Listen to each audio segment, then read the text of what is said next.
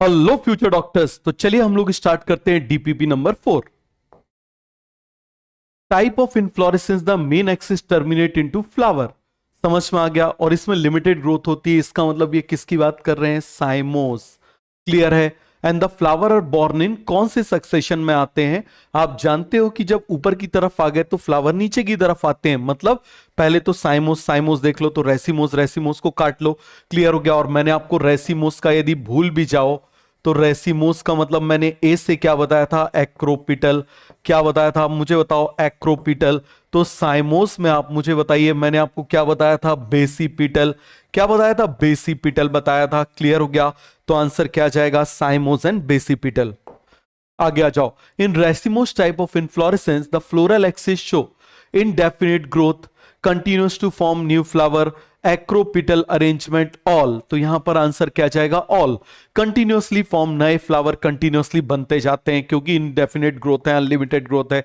Development of flower is in racemose inflorescence कैसा होता है? आप मुझे बताओ जरा। ए से एक्रोपिटल, हमने क्या बोला था? एक्रोपिटल ऑर्डर में होता है। समझ में आ गया। तो आंसर चला जाएगा एक्रोपिटल। क्लियर है। आगे आ जाओ। In inflorescence the growing point terminate with the flower.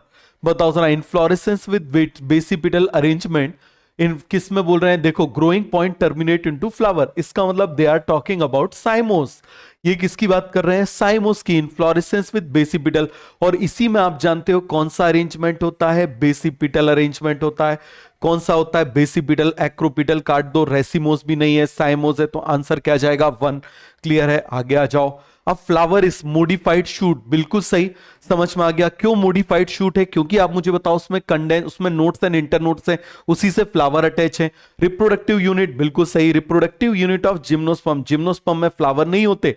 समझ में आ गया। Gymnosperm do not have flowers. याद रखना, angiosperms are flowering plant, gymnosperm do not have flower. Gymnosperm do not have flower, इनमें फ्लावर्स नहीं होते। समझ में आ गया। तो answer 1 and 2। Flower is condense, क्या होता है? Condense shoot.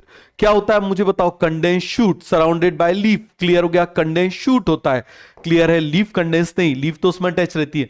The condition in which unit of perianth are fused with each other is called as. बताओ जरा, किसमें पेरियंथ एक दूसरे से फ्यूज हो जाते हैं? याद करो।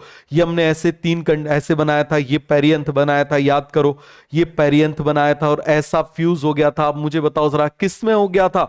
गैमो। बताओ जरा। गैमोफाइलस। क्या हो जाएगा? गैमोफाइलस। क्लियर है। क्या हो जाएगा? गैमोफाइलस। आगे आ जाओ। when the margin of sepal or petal overlap one another without any particular direction, किसी पर्टिकुलर डायरेक्शन में नहीं है, तो इसको आप मुझे बताओ क्या बोलेंगे? इम्ब्रिकेट। क्या बोलेंगे इसको? इम्ब्रिकेट। क्लियर है। वैक्सिलरी में आप जानते हो ऐसा होता है। क्लियर है। आप मुझे बताओ, ट्विस्टेड में एक पर्टिकुलर में होता है, वेलवेट में टच करता है बट ओवरलैप नहीं करता। तो आंसर क्या जाएगा? इम्ब्रिकेट। आप मुझे बताओ, aestivation sepal of petals in a whorl just touch one another at the margin without overlapping, इसका मतलब they are talking about valvate. तो अब जो दो ऑप्शन वेलवेट है, उसके अलावा बाकी सब काट दो, ये बच गया। एज इन फाउंड इन किस में प्रेजेंट होता है? आप मुझे बताओ जरा। Velvet is present in Calotropis. किस में प्रेजेंट होता है? कैलोट्रोपिस में प्रेजेंट होता है। बन जाएगा। अरे सभी को क्लियर हो गया। आगे आ जाओ। Vexillary aestivation is a feature of. Vexillary aestivation आप मुझे बताइए किसका फीचर होता है? लेडी फिंगर का होता है, बीड का होता है, किसका होता है? हम जानते हैं it is present in Fabaceae family. कौन सी फैमिली में प्रेजेंट होता है? फाबेसी फैमिली में प्रेजेंट होता है। और उसका एग्जांपल क्या हो जाएगा? बीन। क्या हो जाएगा? आप मुझे बताइए जरा। बीन हो जाएगा। बन जाएगा। आगे आ जाओ। Margins overlap in regular fashion, उसको हमने क्या बोला था? ट्विस्टेड। क्या बोला था? ट्विस्टेड। अब आप मुझे बताओ जरा। Mark the incorrectly match. Clear है। तो आप मुझे बताओ। फ्री स्टेमन, इसमें इनकरेक्ट पूछा है। फ्री स्टेमन पॉलीएंड्रस सही। Stamen fuse with petal epipetalous सही। Stamen fuse with tepals epiphyllous सही। Sterile gynoecium is called as staminode. तो गाइनोशियम को नहीं, यहां एंड्रोशियम को बोलते हैं। तो आंसर जाएगा 4।